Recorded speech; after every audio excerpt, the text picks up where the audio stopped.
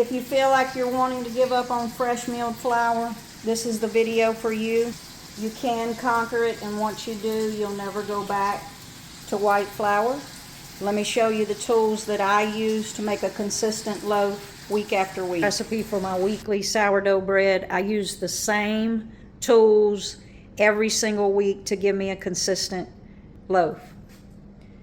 I'm going to show you how you don't have to weigh anything. You just have to be consistent with what you do.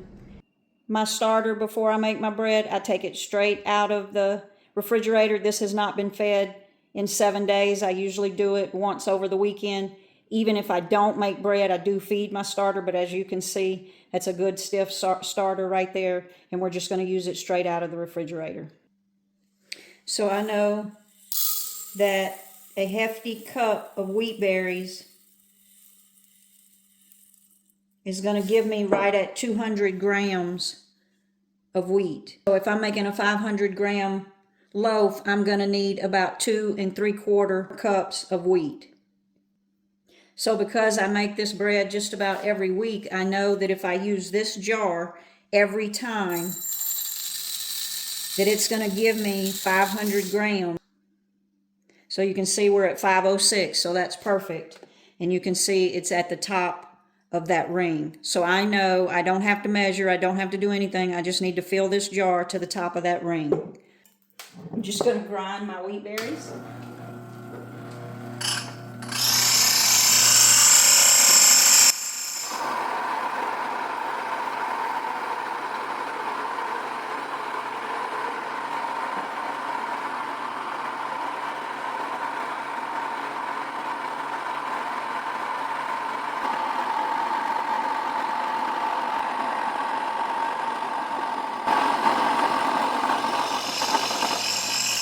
The smell of that is absolutely amazing. So I used 350 grams of water, which means in this measuring cup, that's about 1 2/3 cup of water. So I'm always going to use this measuring cup when I'm making my bread. I like to use the Redmond real salt in my bread. It does make a difference in my bread. And I know that 2 teaspoons is going to give me the 11 grams that I need. So I'm going to use these every time I make bread. So I've got my Nutri-Meal Artiste. I'm going to go ahead and hydrate the flour. So I'm just going to pour the water in.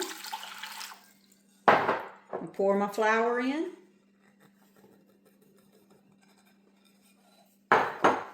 I'm going to turn it on.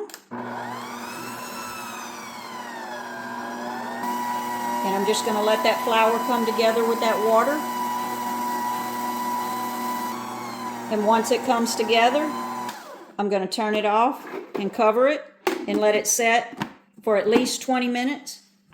Sometimes I go longer, but most of the time I do 20 minutes, but 30 minutes to 40 minutes will probably actually give you a little better loaf.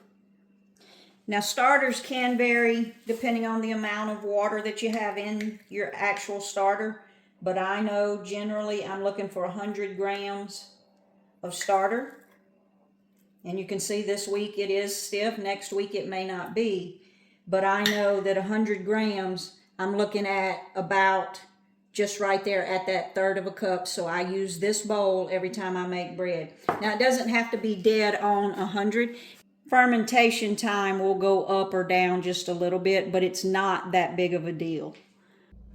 So after we have given that flour time to hydrate, we're going to go in with the rest of our ingredients. I like to put 1 egg. I know that is not traditional with sourdough. It's just, that's what I like to do. It makes the bread a little richer. I think it helps keep it moist throughout the week. And then I add my sourdough starter.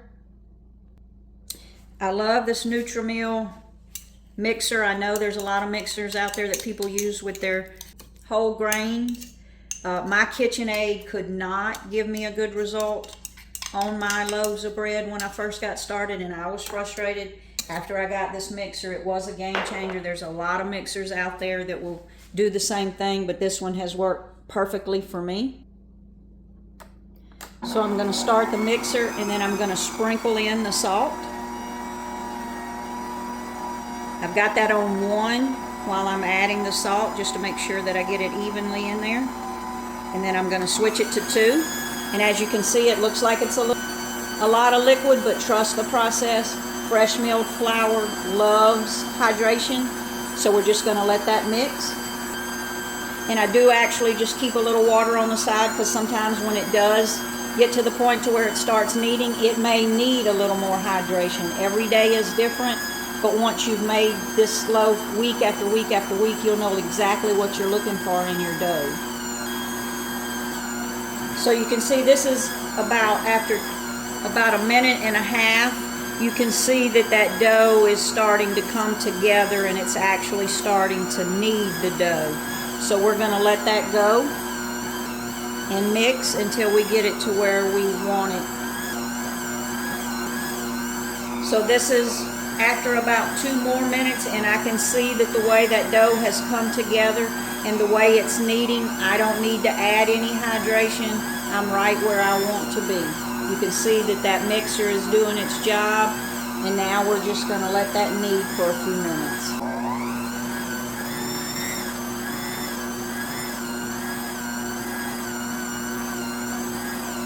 This is after about 2 more minutes, and I can see that I'm just about where I want to be, so I'm going to let it go for 2 more minutes, and then we're going to check it for window pane. So it's actually been more like 3 minutes. I got busy doing something else in the kitchen, so I'm going to test it, and my hands are wet.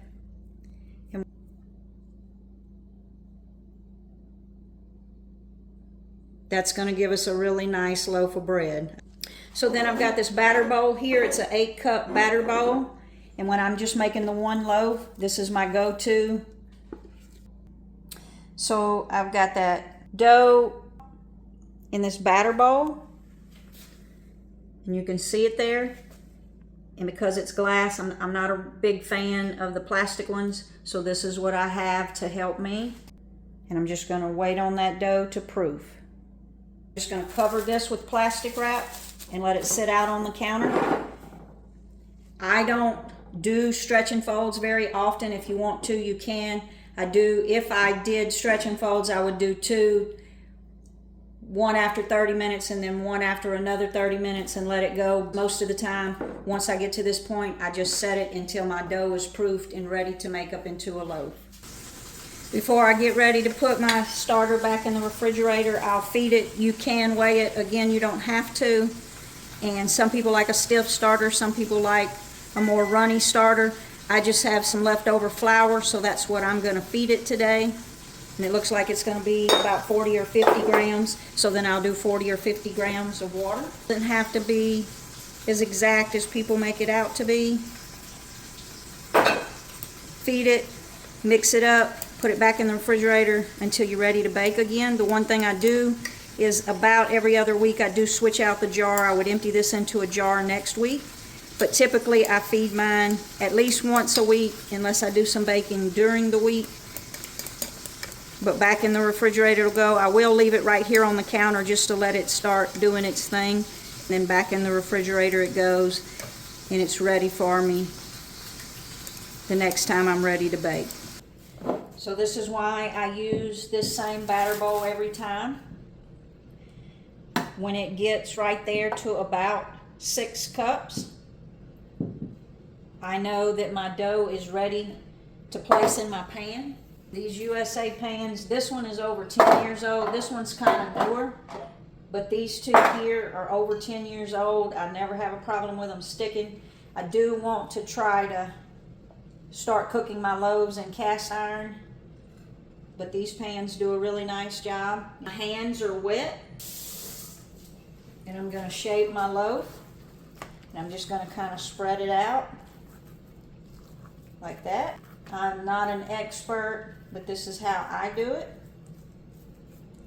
Kind of tuck the ends in as I go, and you can see how soft that bread is, which tells me I'm going to get a good loaf.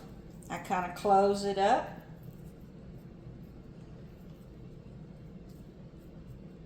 And I do butter my pan, You probably don't have to. It is non-stick, but I do.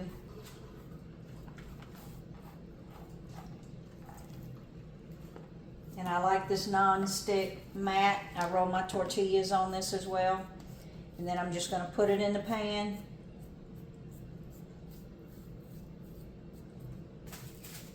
And we're going to cover it.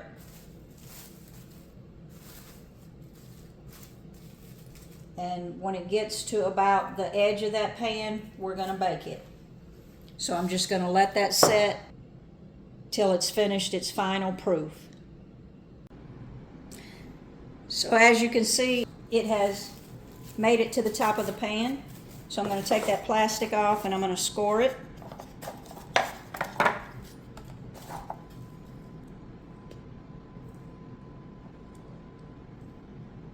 At this point, you could put it in the refrigerator and let it set overnight and do a true 24-hour sourdough. I very rarely do that. I find that I get a better oven spring doing it this way. This is a 9x5. This is an 8x4 pan. I'm going to put this 9x5 pan on here and into the oven at 425. As soon as I put it into the oven, I'm going to drop the temperature down to 375 and set the timer for 30 minutes. And then I'm going to take the top pan off after 30 minutes to let the crust get some color on it. So into the oven at 425. So I'm going to do a temperature check on that. I typically like mine anywhere from 195 to 205. It's up to you what the texture you want on the inside. So let's see where we're at. I'm pretty sure we're done. Yep, and we're about 202, 203, so that's absolutely perfect. I turn that out onto a cooling rack, and you see that comes right out of that pan. No problem. I'm going to turn it over, and look at that. You can see how soft that bread's going to be, but I'm going to let it completely cool before we cut it. If you slice into it while it's still warm, and it will be hard not to do that, but it will make it gummy on the inside. So we're going to let that cool completely. So let's cut into this loaf and see what we got on the inside.